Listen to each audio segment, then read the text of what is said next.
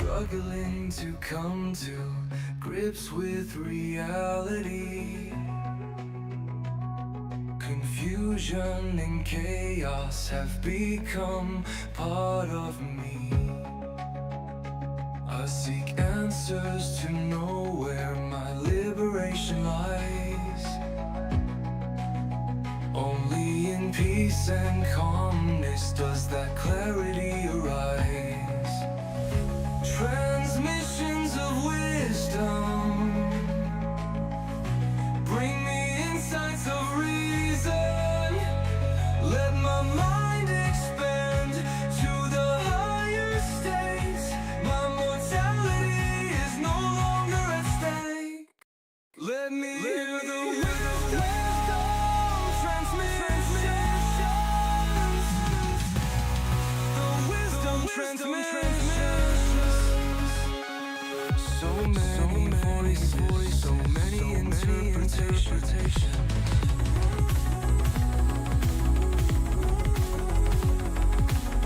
No answers given, only outer temptation.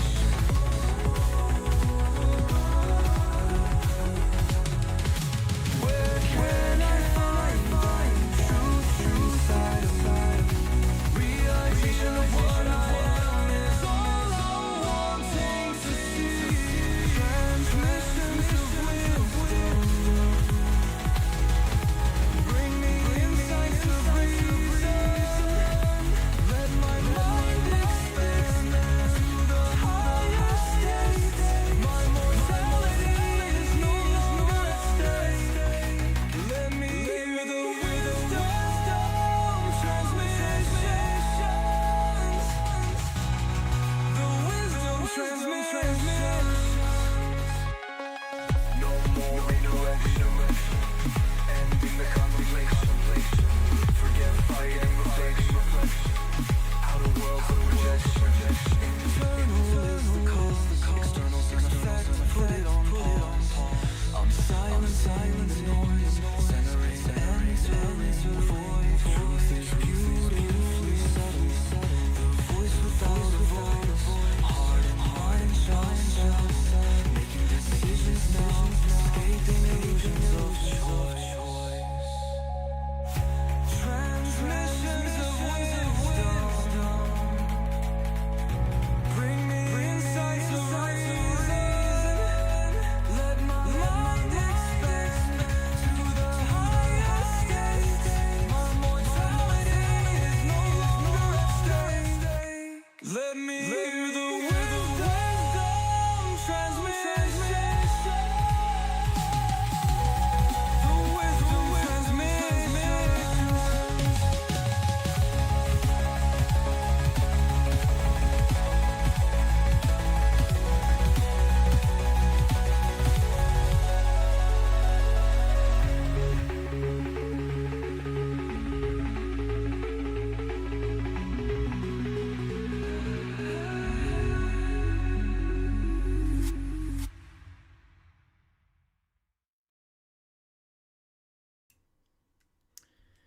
And good morning, good afternoon, good evening, everybody. Welcome to the next episode of Wisdom Nexus. I know it's been about 2 weeks since I've had my last episode.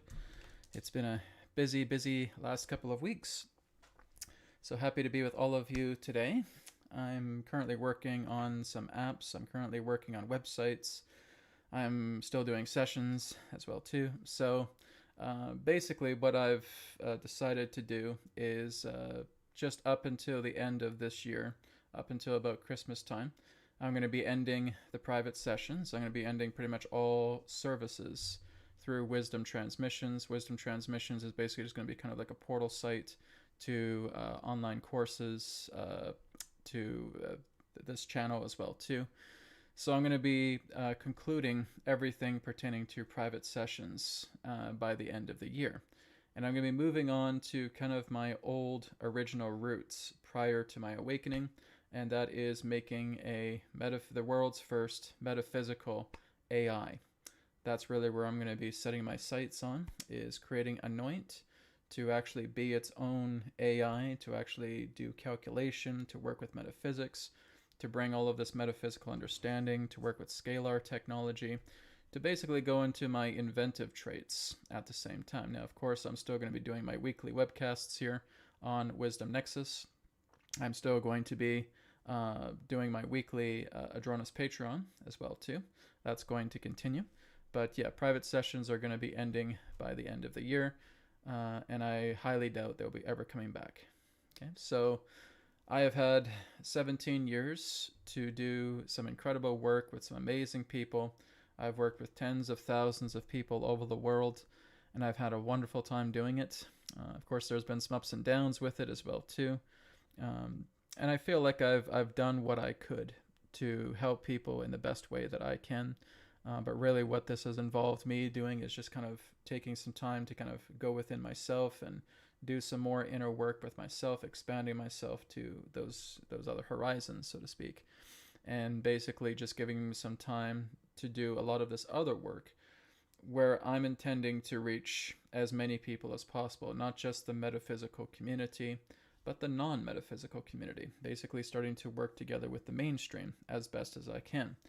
Right now, I'm currently developing an app that is like an app builder, or an AI builder in that sense, kind of like an AI app builder utilizing Anoint technology, sacred math, sacred geometrics, and working together with building an app that people can use to snap together websites very quickly, or whether they're building a mobile app, or whether they're building a website or a web app, or anything else, right? This is the new technology that I'm currently building with AI.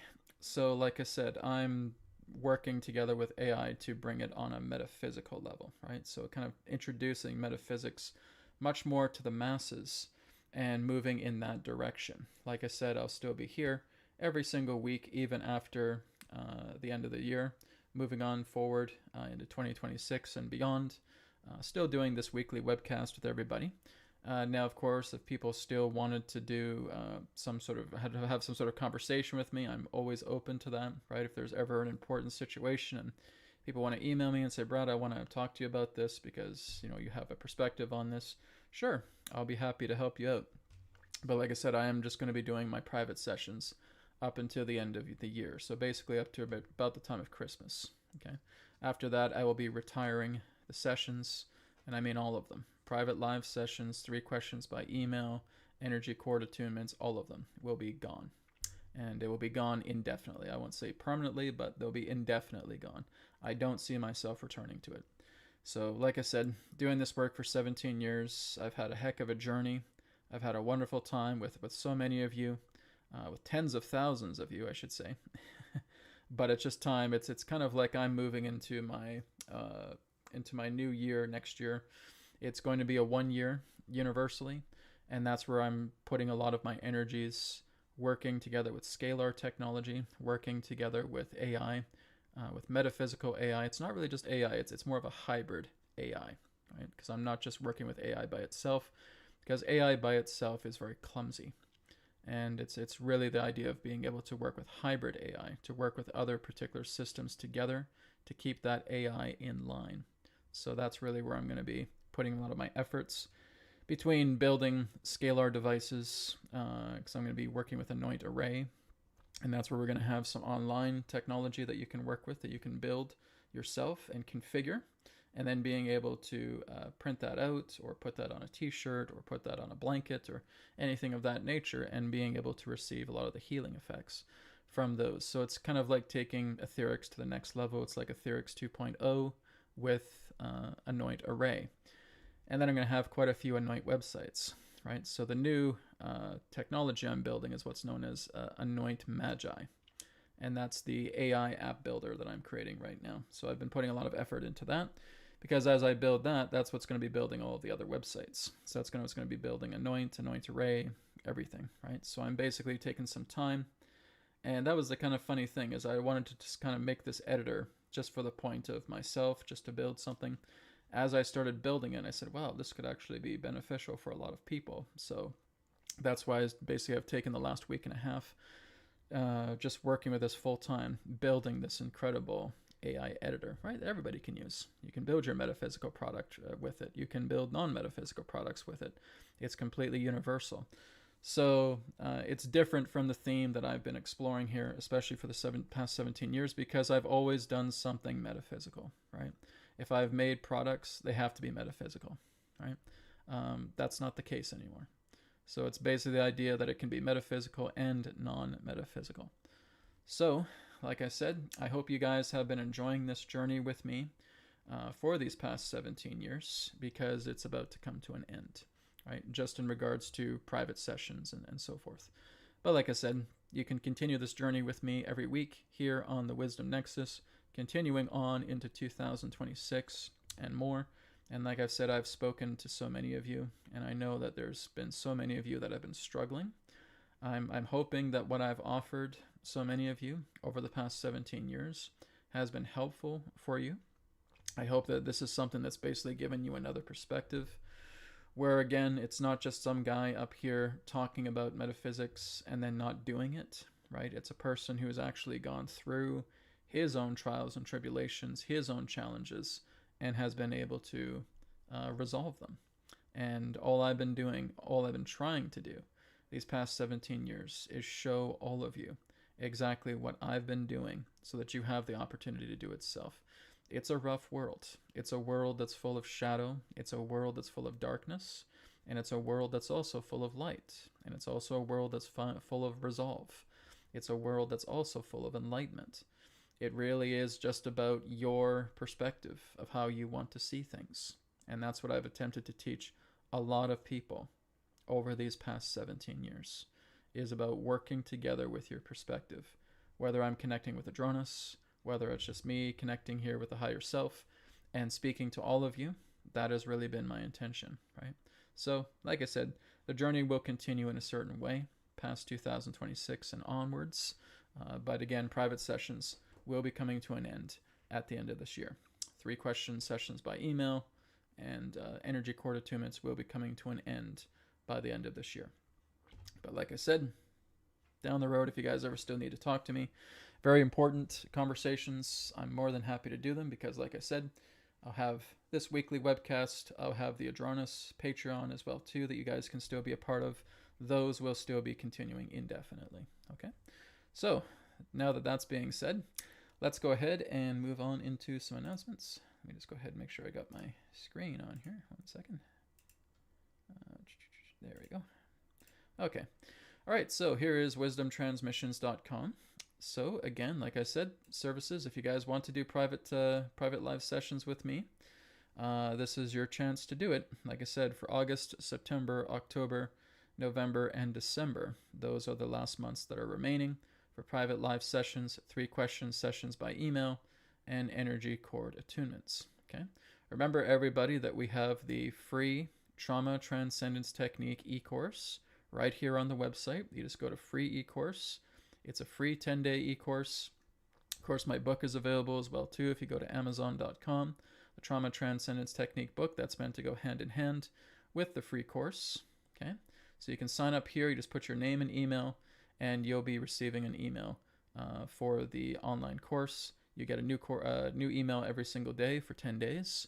And there's videos that teach you all about the Trauma Transcendence Technique. Like I said, the Trauma Transcendence Technique is a combination technique of multiple practices that I've developed over the years, refined and polished into the Trauma Transcendence Technique, right? So if you guys need help, this is the best way to do it. I know some of you want one-to-one help. Well, that's again why I have private live sessions, okay? So again, you just go to wisdomtransmissions.com. I don't think I can show the web address here. No, I can't.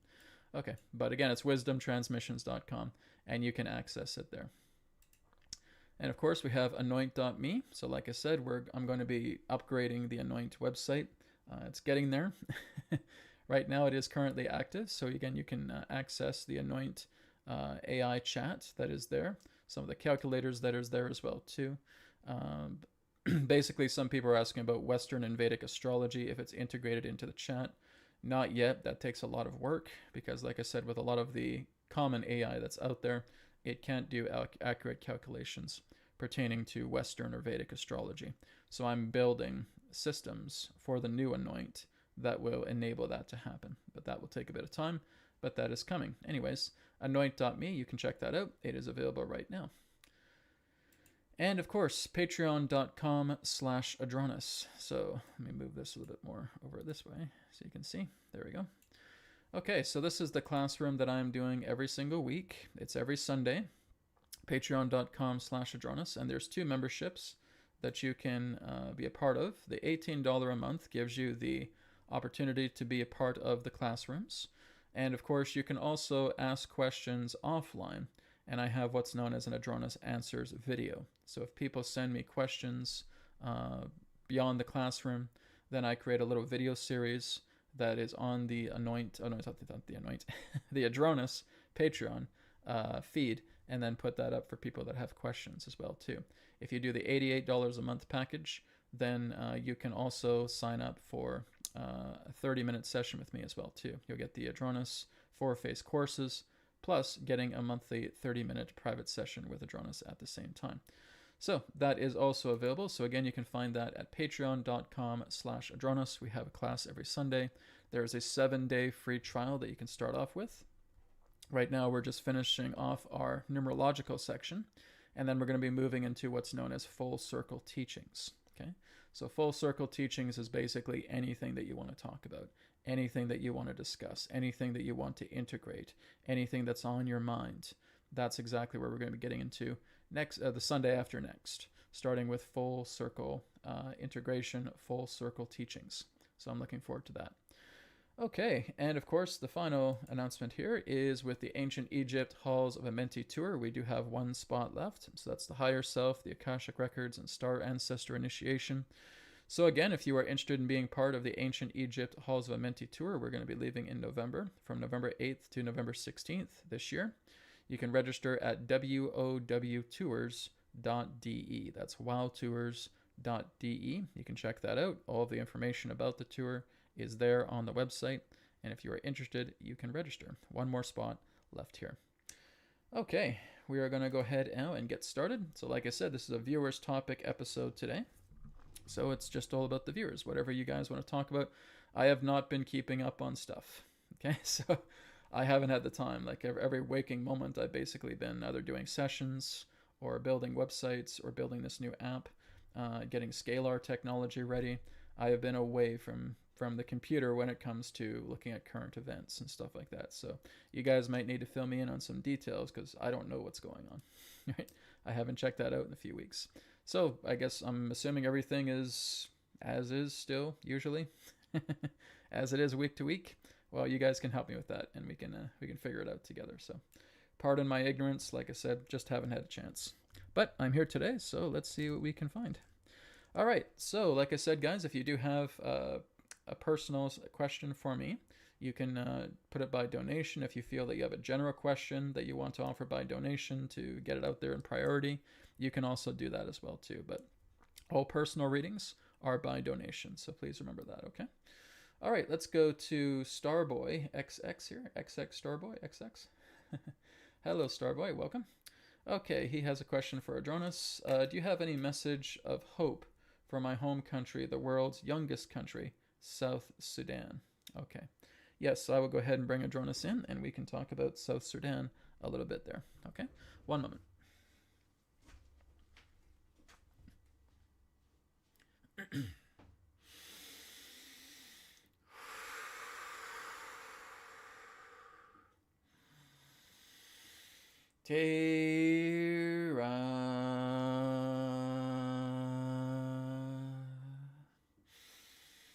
Soul Star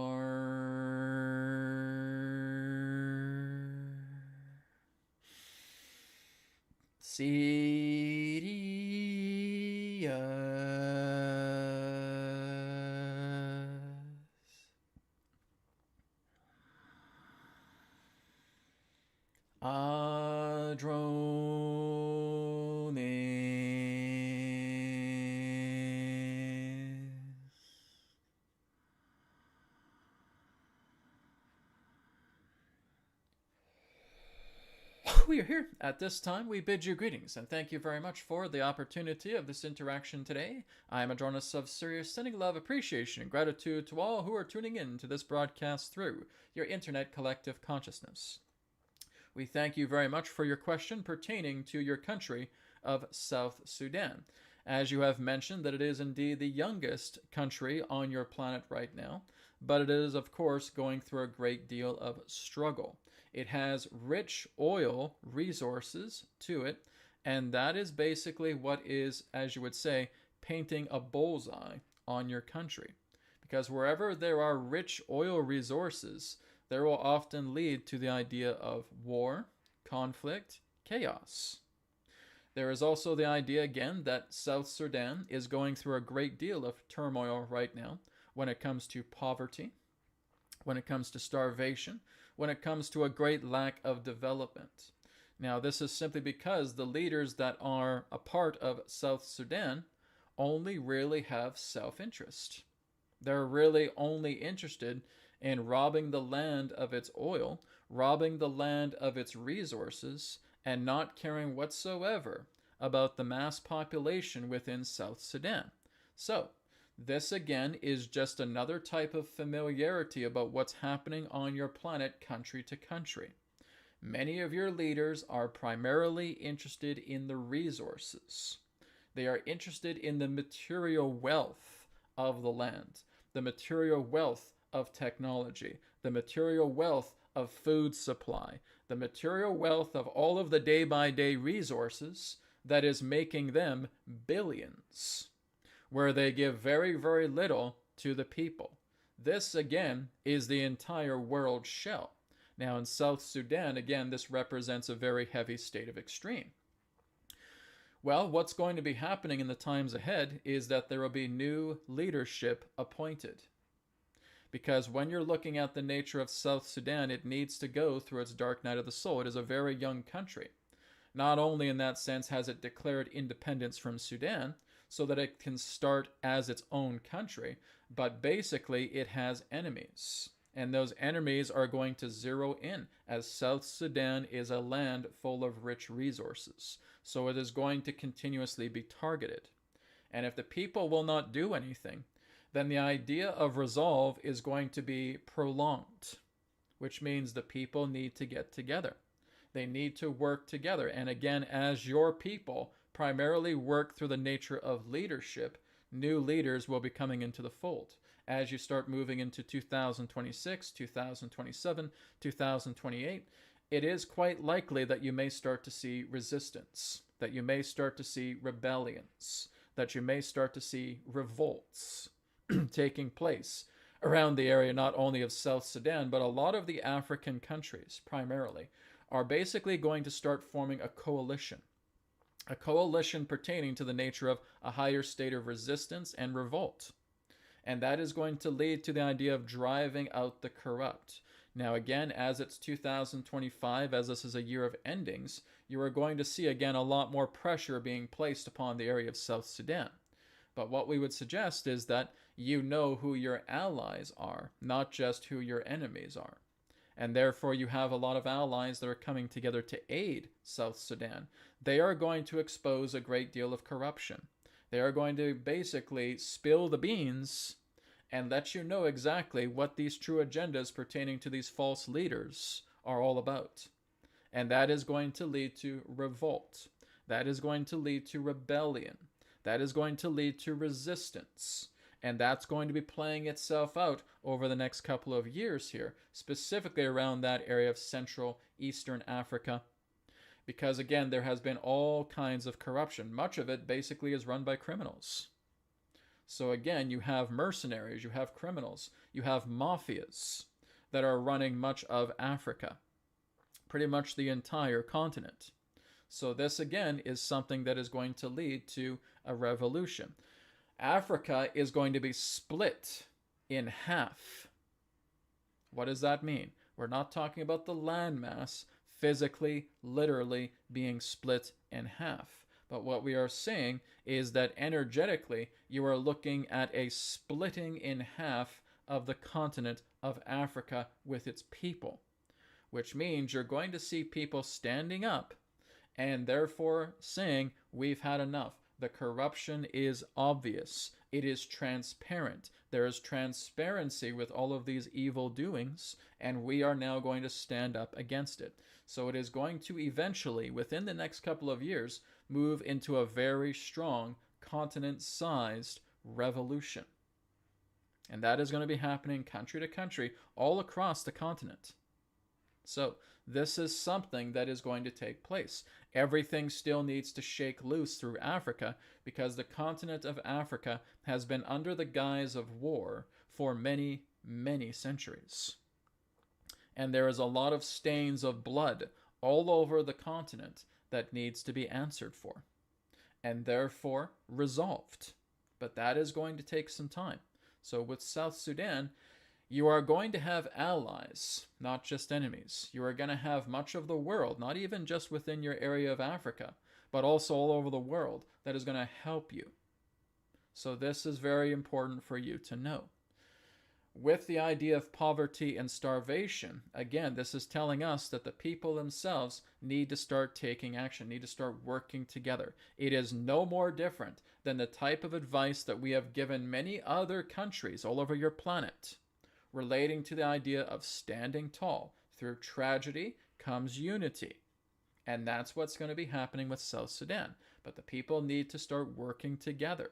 This is not something where very few people have very little spirit to working to resolve something and expect something to come along. You need to be of that vibration. You need to be of that mentality for something to come forward. And that's involving the idea of the collective consciousness working together. Other lands are going to be praising for you. Other lands are going to be offering assistance to you. But again, the whole idea of South Sudan and its people rely upon their own efforts for change. And again, that is coming bit by bit. Not right away, but bit by bit, yes, of course. So South Sudan right now is going very much through its dark night of the soul and will need its own people to change all of that around, because a very large revolt is going to be completely consuming the entire continent of Africa, splitting it in half. All right? We thank you for your question. Okay. Well, there you go, Starboy. I hope that helps. Blessings to you, and thank you again for being here today. All right, let's go to the next donation-based question. So I'm just taking care of all the donation-based questions first, and then we'll get to other questions. Let's get to EOM142. Says, hi, Adronis. I get drained at end of each weekday and don't feel like doing much. I make an effort to get at least 6 hours sleep and do inner work. However, issue still persists. What could be the root cause? Okay, one moment.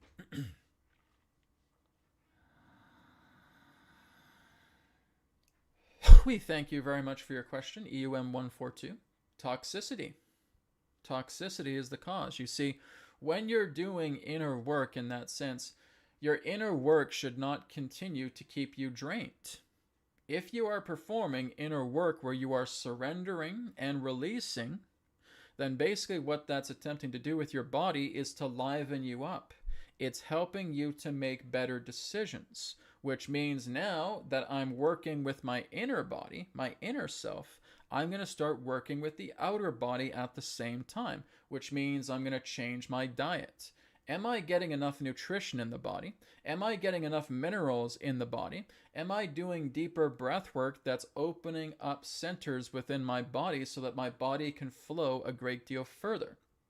If you're feeling continuously exhausted, your body, number one, is toxic. And so basically, you want to not just work together with the inner self, which is important, but you're working with the inner self to give you that particular drive to start working and making the physical body healthy as well. Whenever there's a great deal of exhaustion, where you're basically going out into the world and you may have your work day, for example, and then you come home and you're completely exhausted, well, that again represents a type of toxicity. Even when you feel like you haven't been doing much, you're working a little bit and all of a sudden you're tired, well, that again represents toxicity. Toxicity is in the body because basically you are malnourished. You are malnourished with vitamins. You are malnourished with minerals. You are malnourished with nutrients. You are malnourished with life force energy flow. You are malnourished pertaining to the emotional and mental body. If your inner work is not encouraging you to lift yourself up to a higher degree, you're not doing the true inner work, because that's the process. In order for you to work together with the inner self, it's all about witnessing everything that you have been struggling with and starting from the beginning. That's where you start. You don't just start later on in life. You need to go back to the source of the beginning, to when you first came upon this planet. And being aware, how was my relationship with my mother?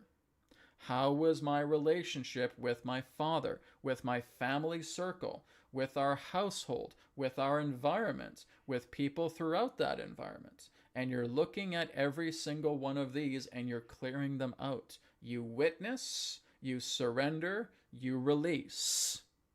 That's how it's done. It's not done any other way to truly liberate the self. You see?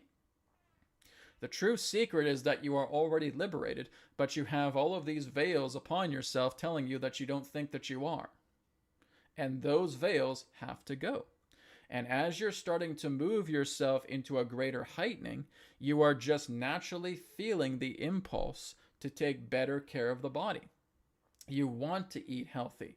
You want to put nutrition. You want to put vitamins and minerals and good food into the body. That becomes natural. If it's not, then there's still an underlying issue pertaining to food. There's still an underlying issue where you're still seeking escape relating to the nature of food, of nourishment, of the idea of what you're doing on a daily basis. Are you just basically entertaining yourself each day? Or are you looking to move yourself into higher alignment to see who and what you really are? So, again, if you're feeling extremely exhausted day by day, your body is still not at that level to therefore uplift itself, to move itself into greater health, where you decide to go for a walk, you decide to go for a run, you decide to go through the forests and just tuning into the trees. You're learning to be more present. If you're still dwelling on the past, you're not present. If you're still dwelling on the future, you're not present. You need to look at that. Are you living as this person right here, right now? If you're not, you're somewhere else. You're somewhere else. You're in the past, you're worried about the future, and you're not here. And that drains you.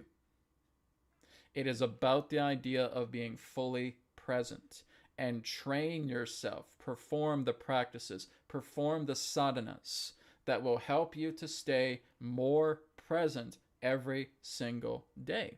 There is nothing wrong with working, but be in the moment with your work. There is nothing wrong with looking at something on your television, but be in the moment while you're doing that. There is nothing wrong with reading a book, but be in the moment while you do that.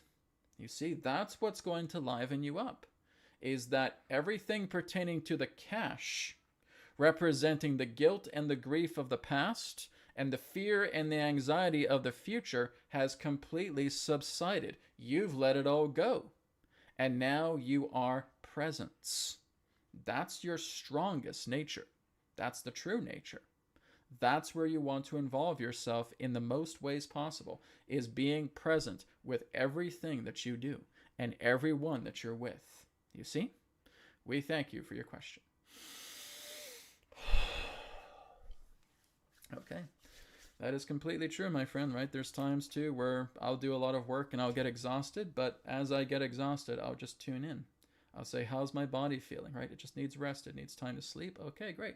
I'll be present with the body and I'll let it rest. And that's it, right? So you're just being aware of how the body is feeling, right? You have to be aware of tuning into yourself. Now, of course, my energy is all about responsibility, right? I am a responsible person. I basically don't dwell so much on the external. I know I have work to do in the external, but when I know I have to tune in, I tune in, right? I become responsible for that. And that's what it requires, right? You have to want this nature of liberation within the self more than you want to breathe air on the planet, right? That's what it takes. That's what it took for me, right? It's the idea of saying, I want to liberate myself. Otherwise, if I don't, then I'm stuck in the illusions of the world. I'm stuck with the veils of the world. I'm stuck with the 9 to 5. I'm stuck with struggling to make a paycheck because you've given yourself over to the external. You've given yourself over to the hall of mirrors. You're basically trying to look at all these mirrors, trying to get these mirrors to boss you around, right? And feeling stuck. So like I said, the drive to go in here needs to be present. If it's not, then like I said, you stay with the grind. So it's either you're fighting yourself out here, or you finally drop everything and say, I'm coming in here and I'm going to liberate myself simply because that's who I am. I'm not going into self-liberation because I want to feel good. Okay, that's an illusion. We don't do that. You are going within because you are liberating yourself, because it's who you are. It's your nature. You're going free from your veils. You're peeling off every single veil. You see, that's the true determination, and very few people on this planet actually do what I'm saying. I'm one of the very few people on this planet that is attempting to teach people how to really do this. Not just go into some metaphysical musing. Not just looking into the idea of saying, oh, just play some music and Om chant and then you're fine, right? You're not targeting these areas of yourself that are orbiting you, that represents this veil of confusion. They need to be targeted. They need to be looked at. They need to be seen exactly for what they are. And once you're holding it in your hand, you're witnessing it, right? So what is it that enables you to be the grand witness? It's that centeredness. It's that breath work, right? Just follow the breath. As I talk about every single week for, my God, the last several years, is just working together with your pranayama, right? Work with your breath work. Stimulate the parasympathetic nervous system. I'm teaching you guys here science. This is backed by science, right? So working together with the parasympathetic nervous system by having longer exhales, or working together with breath that stimulates the parasympathetic, okay? If you keep stimulating the sympathetic, you're just going deeper and deeper into the bowels of your own emotions.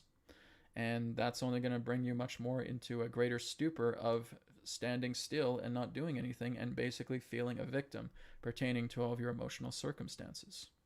It's about working with the parasympathetic and going deeply within that, stimulating the vagus nerve, relaxing the body, calming the body. The eyes are dilated. The saliva production is increased. The body feels heavy because it's moving into a state of rest. Those are the signs that let you know you're becoming calm, you're becoming relaxed, you're moving into the attunement of the subtle bodies. And now you just start looking at things within your life that have represented a great deal of turmoil and heavy challenges. And now you're witnessing them. And as you witness them and see them for what they are without reacting, you're responding, but you're not reacting. That's witnessing. As you witness, now I say, okay, here's your problem right here. Let it go. That's all you're doing. No, Brad, I love this pen. I love this pen. It's me. It's me. It's my identity. I can't let go of it. I have to hold on to it. It's me. It's me. It's causing a lot of pain, isn't it? Yes, but I get pleasure out of it. Well, pleasure and pain are the same thing. Pleasure and pain are two sides of the same coin. So what you're doing is that while you're holding on to pleasure, your pain's about to hit you. While you're holding on to pain and you feel like there's this little lump of pleasure coming together, that pain is going to increase. You are buying in to the illusion of thinking that pleasure is going to resolve you from pain, and it won't do that, right? So that's something very important that we have to remember. We witness and then we surrender. And as we surrender, we release. We let it all go. Right? It returns back to the ether, and now naturally you're up here. Not because you want to feel good, but because this is who you are. You're letting yourself stay with what remains. And you are what remains. Right? That's the nature of the self. That's the nature of the I am. right? Is to stay with the I am. And that's how it liberates you from everything. And now you're no longer weakened and feeling like you're sluggish and all that stuff, because now you have that connection to make this body well, because it's one with life, right? You're making your mind well because it's one with life. That's the key. All right, so EUM142, hope that helps you. Thank you for your question. Okay, let's go on to the Great Awakening. Thank you for your donation. Hi, Brad Dronis. It's been a while since somebody called me that. How do we know once we've fully balanced our karma?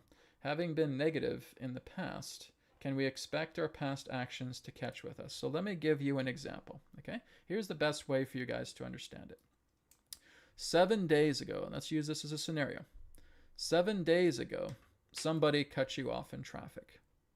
And they honked at you, and they gave you the bird, and they said F you, and then you were just grasping the wheel. You were so angry, you were so irritated, you wanted to cuss a blue streak at them as they sped off, and they cut you off. All right? That was 7 days ago. Now, you wake up this morning, and you reflect back on that, and all that happens out of you is a chuckle, which means you're not grasping, you're not tensing up pertaining to that situation. You look back at that situation, and you're just seeing exactly how funny it is. And after a little chuckle, you let it go. Yeah, I completely forgot that happened. I completely forgot that 7 days ago, just after that chuckle, and I went on with my morning and my afternoon, and I took care of all those things, and that wasn't on my mind. And now when I look at it, it's like, big deal. I laughed at it, it's fine. I have no problems with it whatsoever. So Great Awakening, that's how you balance your karma. You don't care about the past challenges that have happened to you.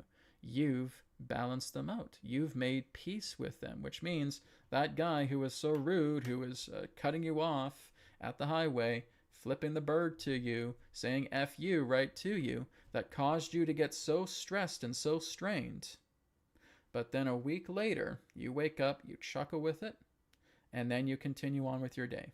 And you don't give it another thought. You've balanced your karma.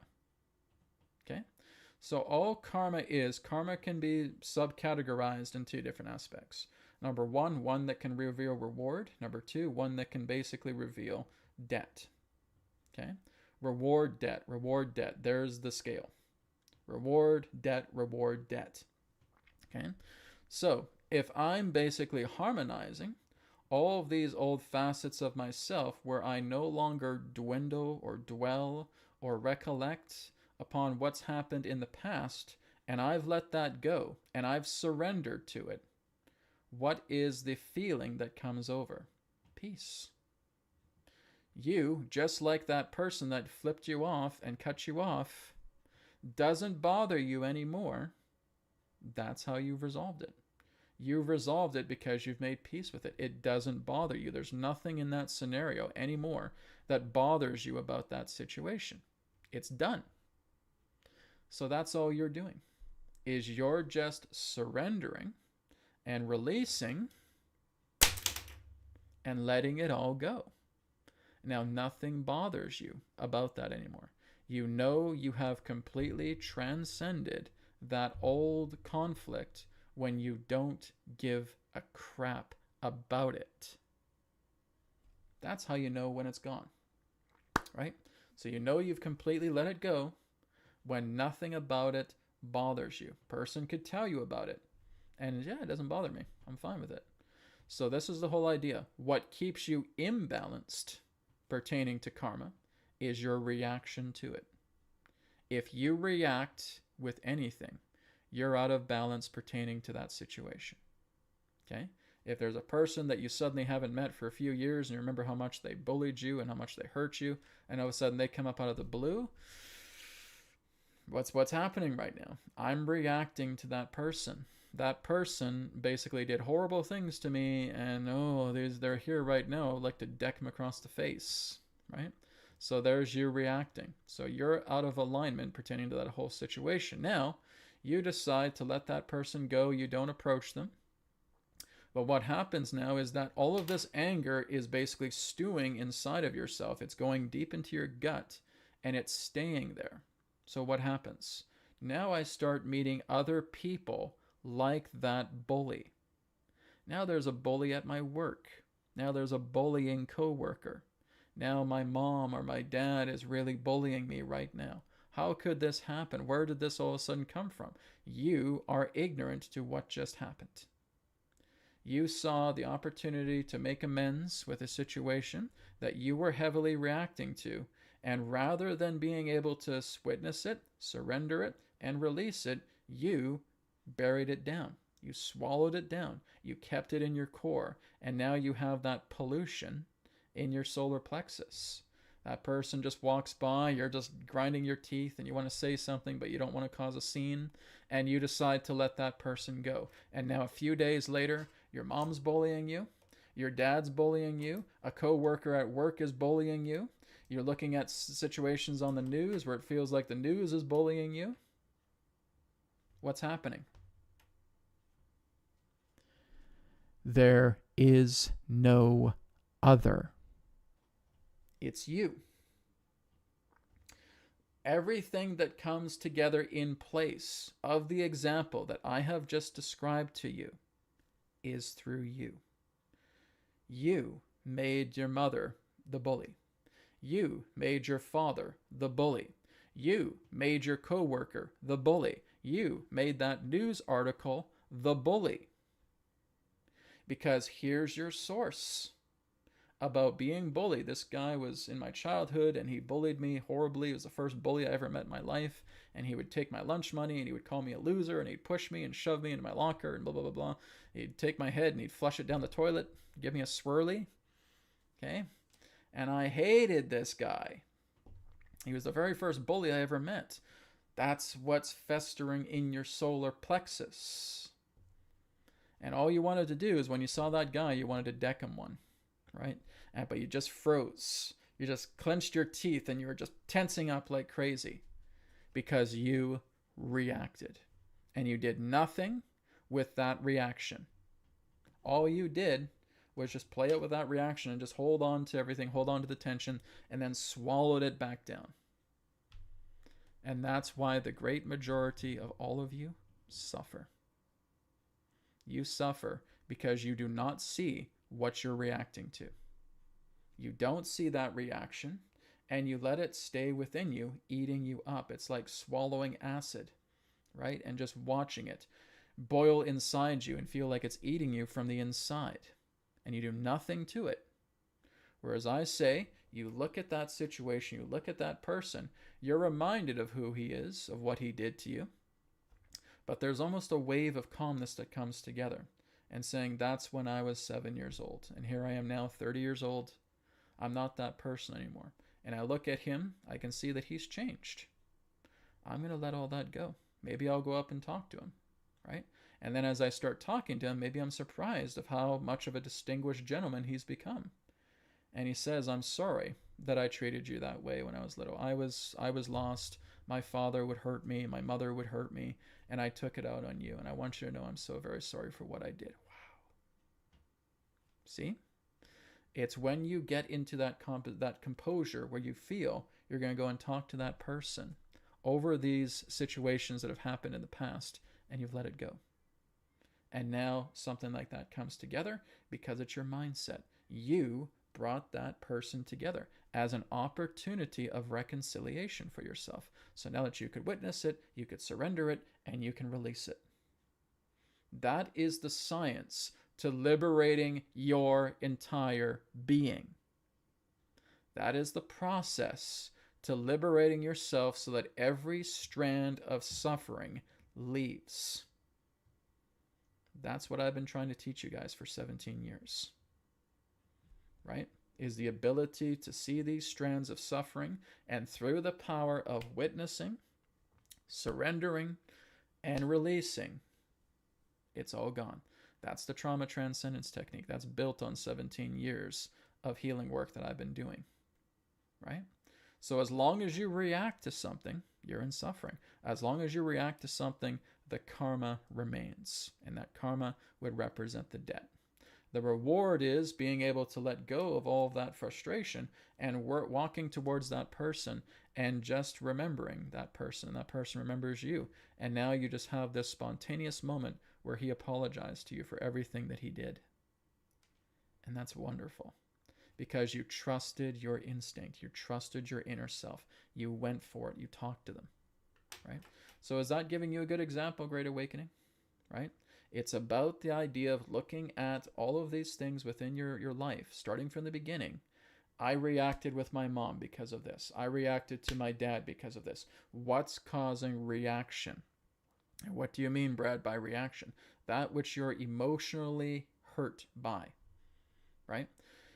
Even when we look at the Bible, and the Bible would say everybody's a sinner, right? What does sin mean? The sin is an Egyptian moon goddess. Okay, it represents the idea of emotion. When you've sinned, you're just emotional. You let your emotions carry you into this blunder of a world where everything is distorted. But as Jesus would say in the Bible, take no thought. And you come back. Doesn't say don't worry about it. Doesn't say, oh, just let it go and just don't worry about it. Don't let it bother you. Just ignore it. No. It's take no thought. So basically, the antidote to that is neutrality, is to be the witness, is to surrender, is to release. Jesus was saying this in the Bible in his own way. Right? So when you have quote unquote sinned, as the Bible will talk about, it just means you're emotional. Doesn't mean you're some cursed, hexed person. Guys, I've spoken with tens of thousands of people over the years. Hardly any of you are cursed or hexed. But so many of you think that you are. The only thing you're really cursed by is your own unwillingness to look at your own emotional states and look at yourselves. Right? And that's really what it comes down to. So like I said, that's another conversation down the road, but there you have it, okay? So Great Awakening, hope that helps you. Let's go on to Scott Ely. Scott says, hey, Brad, I know you said 2025 is the year of Ethereum and 2026 is excellent. No, I did not. No, I did not. Incorrect. 2026 would be much more of the year of Ethereum because in regards to its connection with the next year, okay? 2026 would be more of an Ethereum year. And even 2027 as well, too. Ethereum's pretty secure for the next couple of years. XRP would be more 2028. Okay? So it's going to have some lifts. It's as I said at the beginning of this year. I said I'm pretty sure XRP is going to go up to about $3 to $5. Where is it now? It's within that span. Okay? It's going to do really, really well. When it gets up to about 2028, it'll probably be up to about maybe $20 or $30. Okay, so probably around that phase altogether. It's going to take some time for XRP to really take off, but for the fact of it moving up exponentially, if it's at $5 and then 3 years later it's moving up to about 30, it's doing really well. That's 6 times its investment right there. So XRP 2028, yes. Ethereum next year, 2026, 2027, even on like the next few years, Ethereum is golden, right? Yeah, I think it's going to do very, very well. But not 2025, okay? 2025 is a flux year, okay? You're going to have highs and you're going to have lows. And you have highs and you have lows, right? Just recently, we had a very big spike with crypto. And now it's starting to level itself out and then it'll go down again. And then it'll spike back up a little bit, and then it'll go down again. And it'll kind of even itself out a little bit, right? 2025 is not the year of breakthroughs, my friend. It's not. Okay, when it comes to crypto, when it comes to the stock market, it's not a year of breakthroughs. It's a year of flux, right? You have good times, you have bad times. You have good times, you have bad times. This is what I've been saying, guys. I really want you to pay attention, please, with what I share with you, because I get people misquoting me all the time, right? Please give me your undivided attention if you can. But 2025, no, I have not said anything about Ethereum being good this year. Okay, in flux this year, yes, with many other cryptos, because it's an ending year. A 9-year is, again, it's very, very challenging for I'd say pretty much for all the cryptos, because I don't think we have any enlightened masters that are basically running cryptocurrencies. Okay, so for all of them, if they pay attention to the signs, they could basically catapult themselves. But unfortunately, they're too ignorant, right?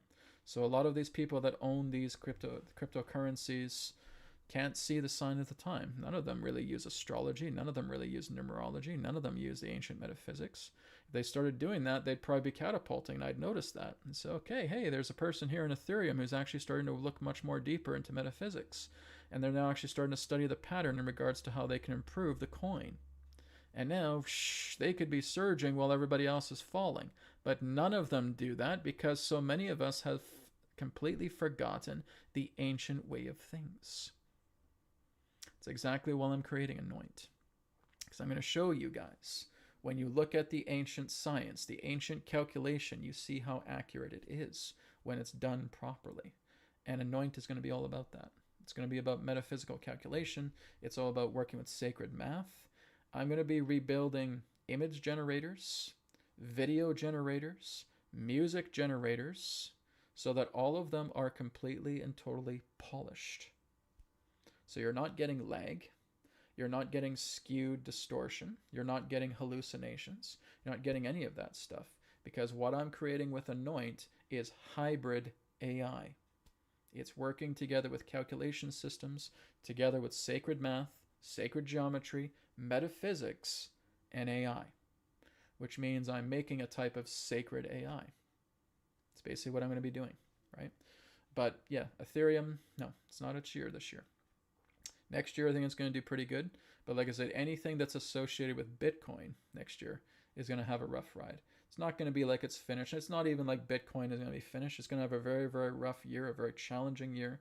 It's going to be hit very hard, but it's still going to continue, right? It just may lose quite a bit of value. So we'll just have to see, right? But that's basically what I've been getting for 2026, because it's moving into a Chinese enemy year next year, right? The fire horse.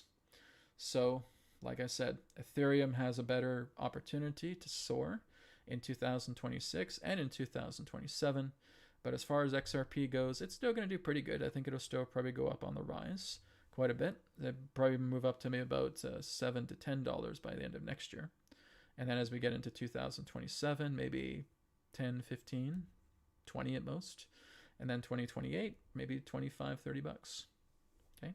So that's really where XRP is going. That's very good. That's very good for a crypto, right? Bitcoin is something special because it was the very first crypto, right? It is basically what gave birth to all cryptocurrency. That's why it's soaring in the way that it is, right? And no other cryptocurrency will have that imprint of Bitcoin because it was the first, right? XRP has got a brilliant time ahead of itself, and it's going to succeed, and it's going to expand, and it's going to do well. But it's not going to be like how Bitcoin was, because Bitcoin was the first, right? So XRP has a very bright future to it. I think it's going to be very, very lucrative. I think it's going to be very, very rewarding, specifically if you're investing in it right now. And then over the next few years, like I said, I think over the next few years, if you look at the next decade, it'll probably be at about $100, $200, $300, even up to $1,000, just depending, right? So I'd say well within maybe about that $300 to $1,000 range, right? And it started down from $3. So that's a really good investment. But again, my friends, cryptocurrency is a long-term investment. It's not just going to be like that and it's shooting through the roof. Okay, they'll have some rising times, but it still needs time for it to cultivate. But XRP has a bright future for sure, as does Ethereum. Okay, so I hope that makes sense. Thank you, Scott. Okay, let's go on to Am I Dreaming? Hydronus, can you tell us where are the new 5D cities currently being built?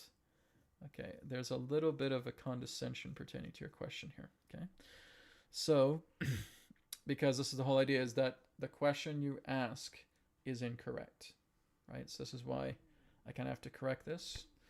You have to understand that here's the thing, right? There are other earths, other veils, and Adronis has talked about this, is why I'm telling you in this way, right?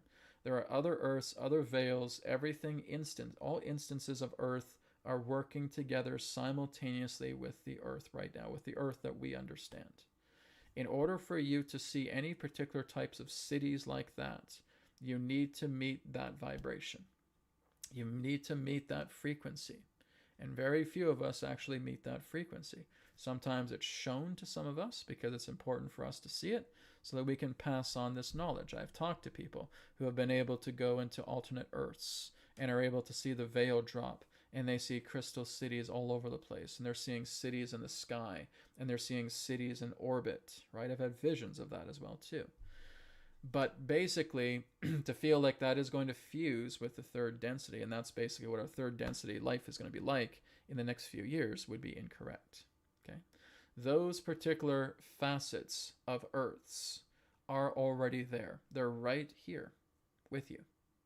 But if you are not tuning into them, you will not know that they are there. It's like when people are doing psychedelics. Okay? Someone's doing DMT. Someone's doing psilocybin. Somebody's doing peyote, etc. And as they open their eyes, they can just start to see these crystalline gateways. They can see these portal systems. They can see these pyramids. They can see these crystal temples. They can see cities up in the sky. They can see like this aurora borealis where everything looks so majestic and so beautiful. Now, after a little bit of time, after the psychedelics start to wear off, all of those fade. And now you're grounded back here into third density, right? That's the example I'm giving you. All of those particular cities are already here, but you're not in alignment to see them, right? So again, maybe you go into deep meditation, maybe you're able to go into trance, and you're able to see some facets of those cities that we're talking about. There already are overlays of all different types of, you could say, earthly worlds that are interconnected with all of us right now. You have to look at it as a layer of an onion, okay? You got all these layers that make up the onion. We're just part of one layer, and we're pretty much in the outer layer because we're very physical and very solid, right? We're part of that outer layer.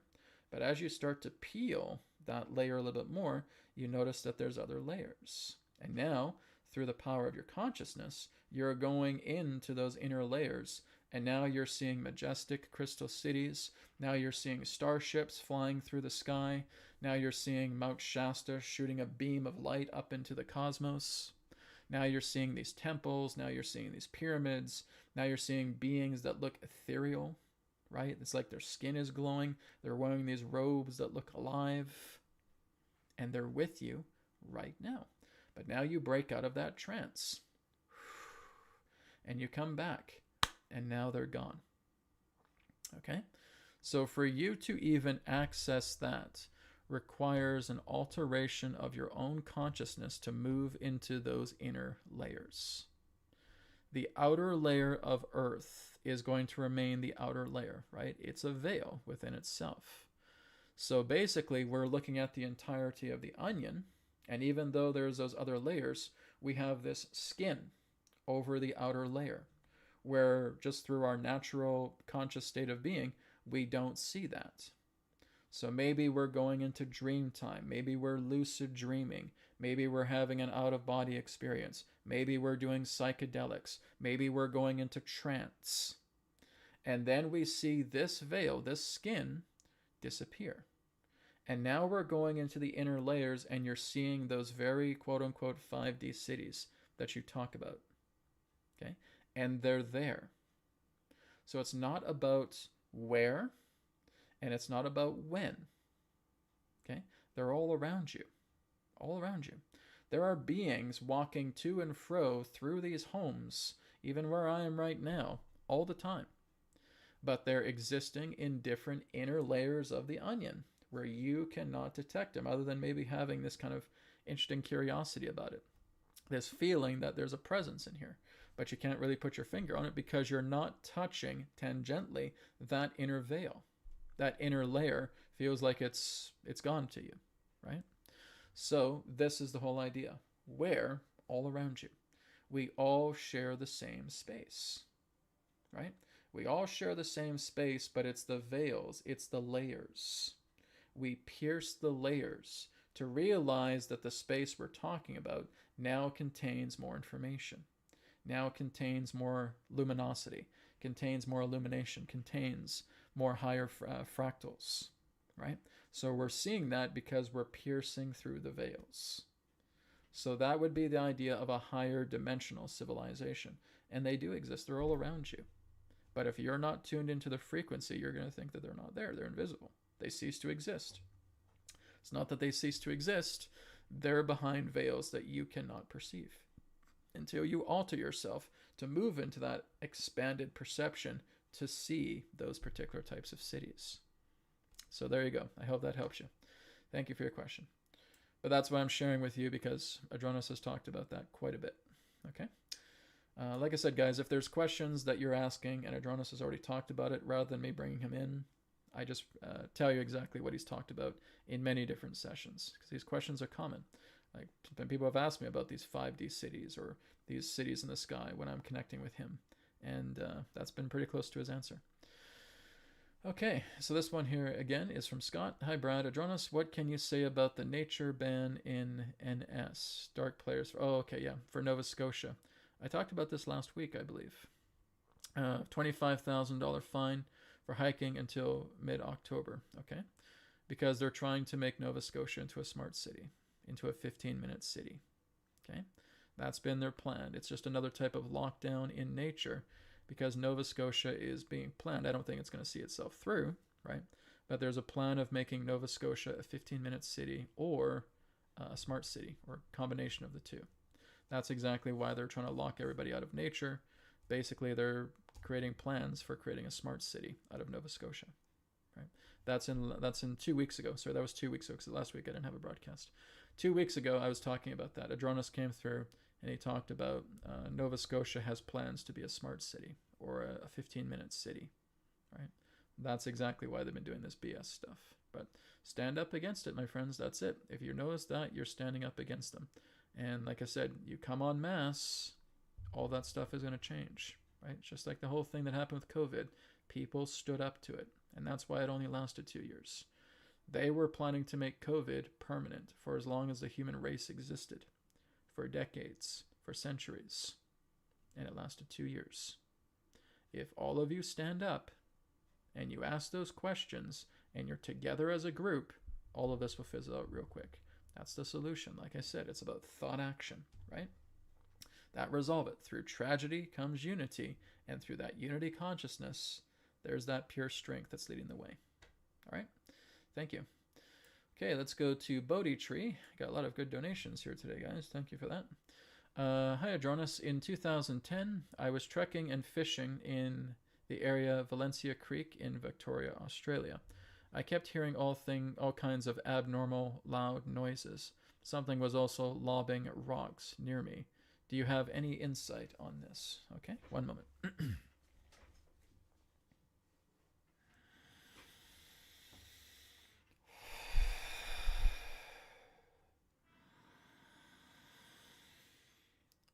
We thank you very much for your question. Well, basically we would say is that you were in between a portal system.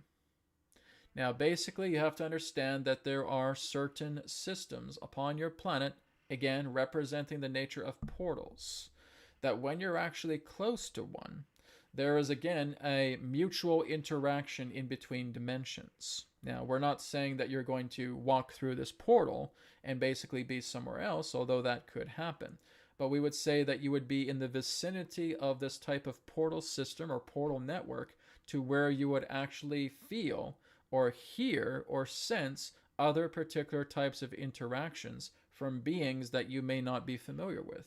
Whether you're looking at Fae, whether you're looking at interdimensional creatures, whether you're again looking at other particular creatures that may lob rocks back and forth in that way, where you don't really know where these rocks are coming from, but you're hearing them hitting other rocks, or hitting the water, or hitting the ground.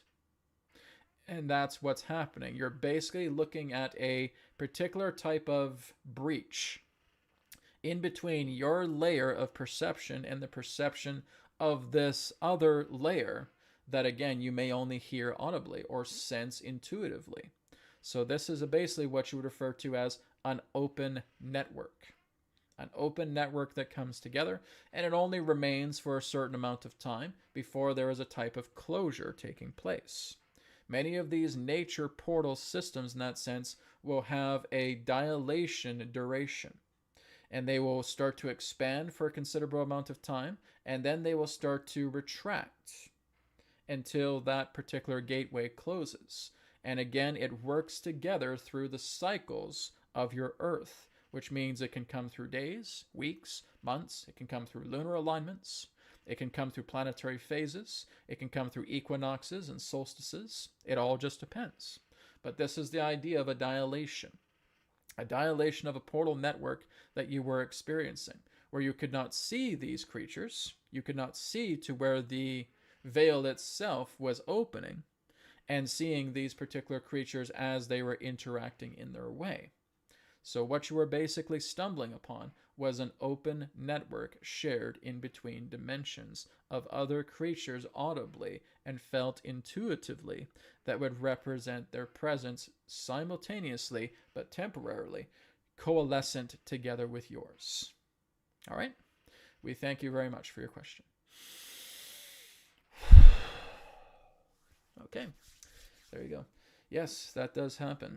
Like I said, even my fiance and I, when we went to Mount Shasta, we were staying in an Airbnb, and I just wanted to bring a source center vibration into the surrounding trees there because I just felt like it needed it.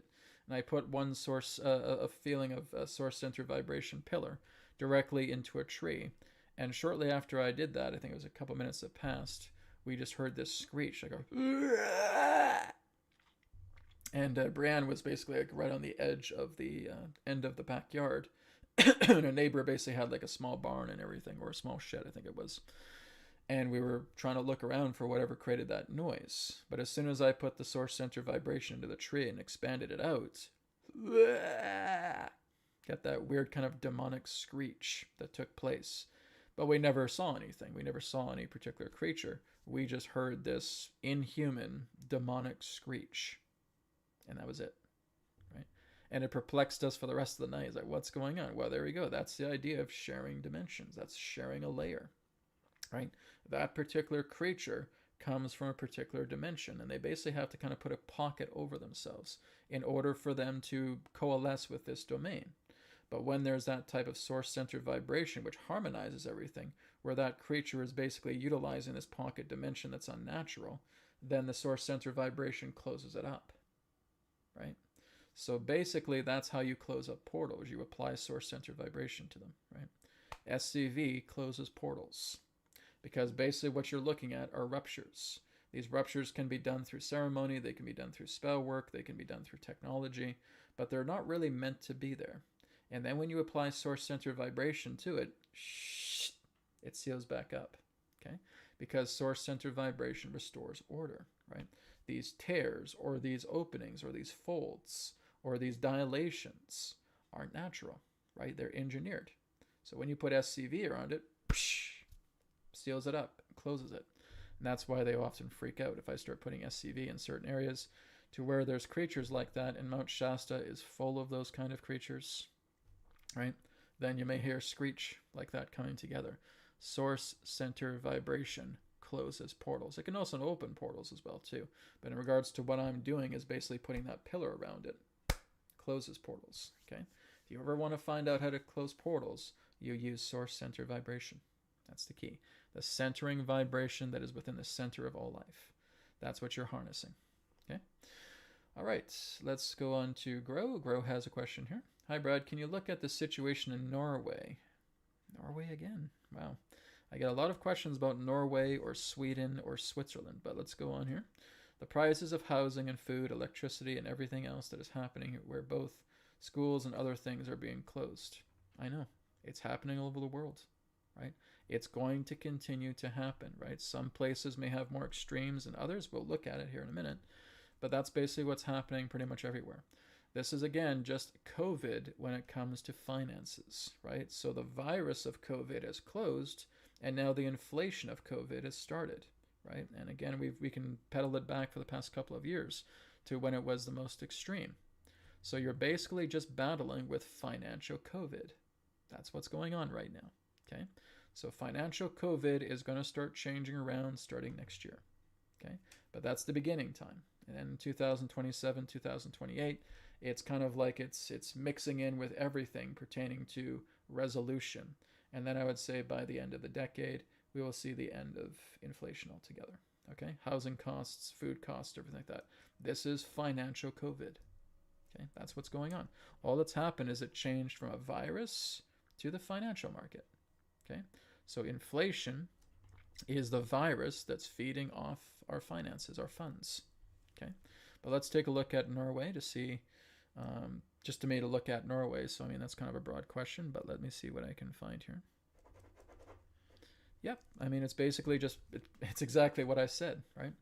All these things that are happening specifically around Norway and Sweden and Switzerland, Germany, etc., right? A lot of these different European countries are getting hammered hard because there was once a very good economy pertaining to these countries. Okay, Norway once had a great economy, as does Sweden, as Switzerland, Germany, right? And the ones that once had very prosperous economies are getting hit with this financial COVID virus called inflation. And that's happening right now because the world that we know about in regards to how these oligarchs have created all these systems is dying, right? And everything that represents these countries that have once flourished through a high economy is going to get hit hard. And that's exactly what's happening with Norway. So yes, I will see closures. I will see the idea where there may be some struggles with food supplies in that way. But like I said, as people work together, this is something that can be breached, right? We can take care of it. But this is exactly what's happening because there's so much funding. Like I said, there's so much economy and funding that's being contaminated with inflation. And it's a worldwide phenomenon. Just some areas may be in the deeper red and some areas might be in the lighter red. But nonetheless, we're still in the red, right? This is financial COVID, okay? Electricity costs, food costs, housing costs, yes, all of this is going to happen. But like I said, it's a matter of being able to follow the paper trails and seeing exactly what is the culprit behind that. And that's what's ahead. Like I said, you start moving into a 1 year, you're going to find answers. You start moving into a 2 year, you're going to have cooperation. You start moving into a 3 year, you're going to start having incredible shifts of new ideas. Because that's where our next couple of years are. So next year is a 1 year. Next year after that is actually an 11 year. But if we don't get into that 11 vibration, we stay as a 2. Okay?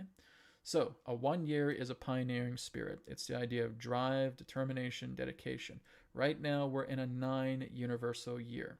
As we're in a 9 universal year, everything is just ending. You're seeing the paper trails. You're seeing the corruption.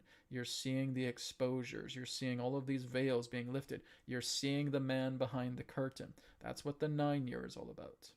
Then you start going into the 1 year, and now you start cleaning all that up. There's innovations to start cleaning this up. There's new agencies that are coming together. There's new systems that are being produced. There's new drive and determination. And it's a fire horse year. And you're blazing a trail. And you're holding everyone that has been responsible for this inflation COVID responsible. And you're taking them down. And 2 year or 11 year after that in 2027 is what represents a very high emotional impacting year where it's all about communication, it's all about cooperation, it's all about taking ourselves to new heights. That's 2027. Then you go to 2028, that's a 3 year. That's a creative year. That's a year of communication as well, right? Higher communication, higher creativity, new ideas, new innovations, which tells me between 2026 and 2027 leading to 2028, a lot of culling has been going on within the internal systems of human-made systems, which means they're all going to start being culled, they're all going to start being evaluated and refined in many different ways. So between 2025 and 2029, and you guys can mark my words on this, between the years of 2025 and 2029, all of the systems that have represented this type of COVID, where they're creating all this inflation, will die down. Okay? That's what's happening right now. It still needs a couple of years to get itself out. I know everybody thinks that they're Speedy McGavin here, where they're wanting to, take on their Ferrari and drive to the promised land so quickly. But you're moving together with the collective consciousness. As long as you think that the collective consciousness is all part of you in regards to how you live a life, then you decide to be bound by it. Whereas you start working with yourself independently, none of this stuff matters, right? But as long as you're bound by the collective consciousness and feel that you need to ride its coattails, you're going to be bound to all the troubles and all the challenges and all the hardships that it is going through. And you will assign it for yourself because you care about everything happening on with these systems. And when you learn to let that go and you don't care, you're free of it. It is not about how the world prospers to reflect your own prosperity. If you feel that you're going to be hooked up and riding the coattails of this collective consciousness and riding the coattails of these modern systems, then you will be bound by it. Right? It goes down to that old saying, he who lives by the sword dies by it. And if you live by this modern system, you will die by the modern system. But if you now start to move yourself into self-liberation, there is no death. You don't experience death anymore because you see, because you feel, because you are presence. You see the bigger picture and you realize that the passing of this physical body is just a part of a cycle that reveals a greater one. Nothing scares you anymore. You guys have a decision to make. That's what it comes down to. You live by the modern systems, you will die by them. But if you start living in yourself and you see the bigger picture, you'll realize there never has been death. It's up to you, my friends. It's up to you. Okay, let's go ahead and move on now. Thank you again for all of your donation-based questions. So I'll go to the other questions now. We got some really good questions today. I really appreciate that. We've got about a few minutes left here. This one here is from Solstice. Hi, Brad. Adronis, do you have any update on the human guardians and the real Anunnaki ancient gods? Well, Adronis talked about this not too long ago in regards to the moon. Right now, there's a cleanup happening on the moon as well, too. Just like there's a cleanup here happening on Earth, there's a cleanup here happening on the moon. I'm just telling you exactly what Adronis shared not too long ago. But basically, a lot of the human guardians are attempting to work together with their allies to start like a new treaty, right? They're creating a new form of correspondence. They're working almost with a type of not just a treaty, but like a constitution at the same time. So what they're doing is they're flushing out the old riffraffs, specifically from the moon, to basically give new claimancy to the moon itself. So that would basically be their stronghold. That would be their fortress. And then over time, I'm not too sure how long, humanity would be introduced to this type of galactic constitution, a galactic treaty in that way. But that could be quite a ways away. But nonetheless, that's what the plan is, right? So right now, they're doing their part in cleaning up the moon, and they're also helping out with a lot of other task forces here on the planet to work together with very strong, powerful strongholds underneath the earth that needed to be cleaned out. So right now, in regards to the human guardians, that's what's taking place. When we look at the Anunnaki, because I talked about that quite a while ago, about the ancient ones returning, right? Let's talk about that next with Adronis, okay? So that was part one. Here's part two, talking about the ancient Anunnaki. Here we go.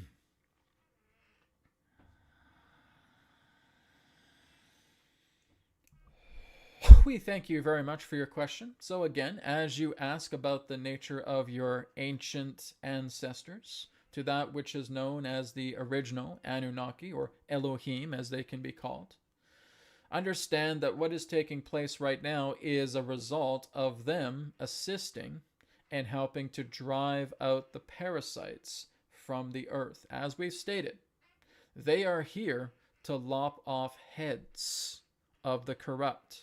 They are not here to negotiate. They are not here to make deals. They are not here to bargain. They see the parasites on the planet, and their own intention is to lop off the heads of every single one of them with a mighty sword. That's what they're here to do.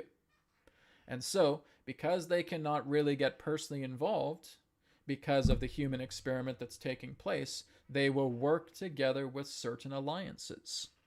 Some of these alliances are on your planet, some of these alliances are off your planet.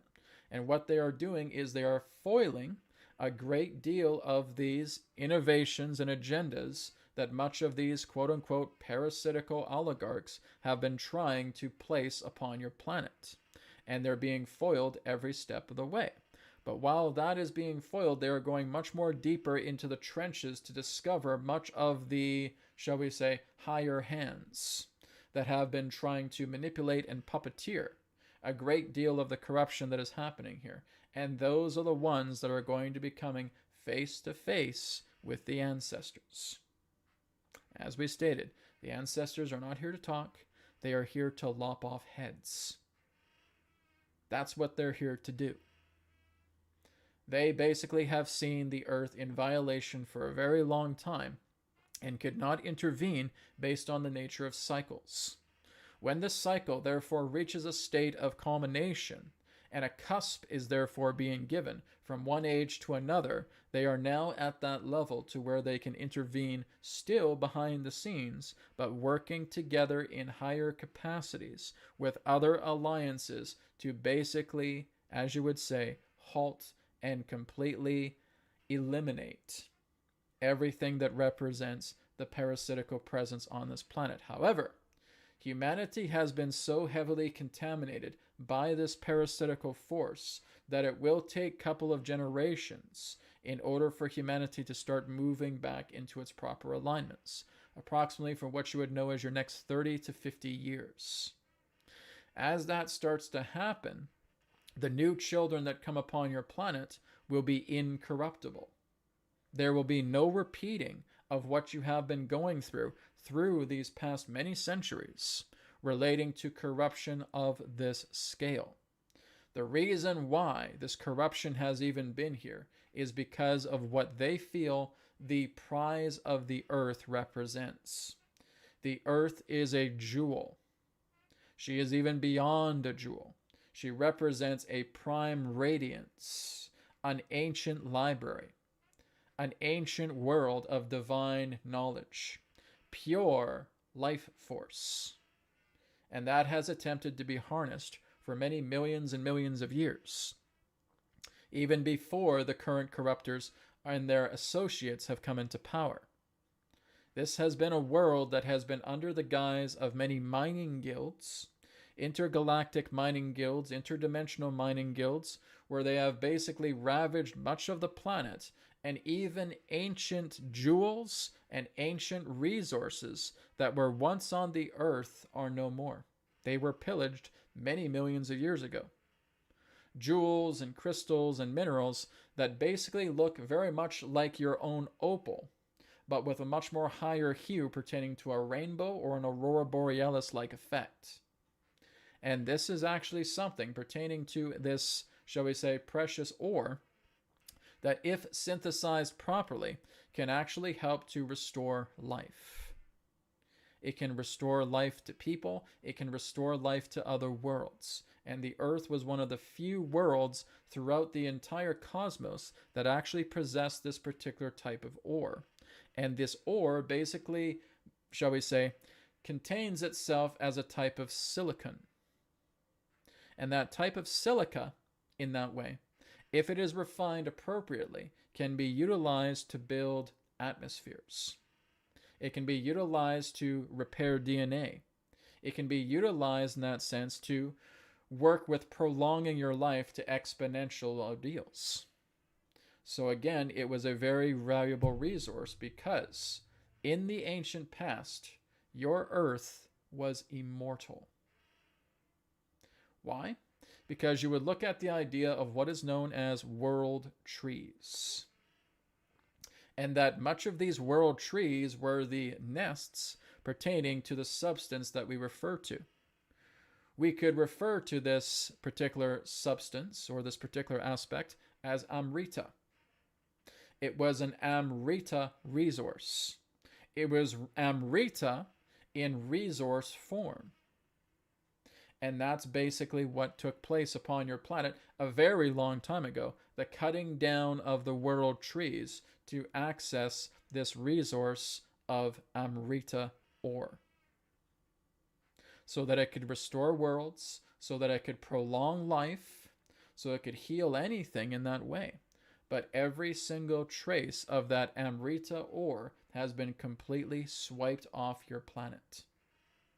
Going back many millions of years, far before humanity even set foot on this planet. Therefore, this is why we say the earth has been under the guise of a great deal of tyranny for a very, very long time, because there were predecessors before you that did everything they could to maintain and protect that Amrita ore. But of course, war came upon the planet and they were wiped out. So that the idea of the Amrita ore could actually take place, so that they could retrieve it and take it to other worlds, and therefore restoring their planets, restoring their atmospheres, restoring themselves with great longevity. That is the secret behind the Amrita ore, to which we have never talked to you about yet. But that is the nature of your silicon trees, the nature of your world trees, that now simply remain as hollowed out, mountain-sized tree stumps.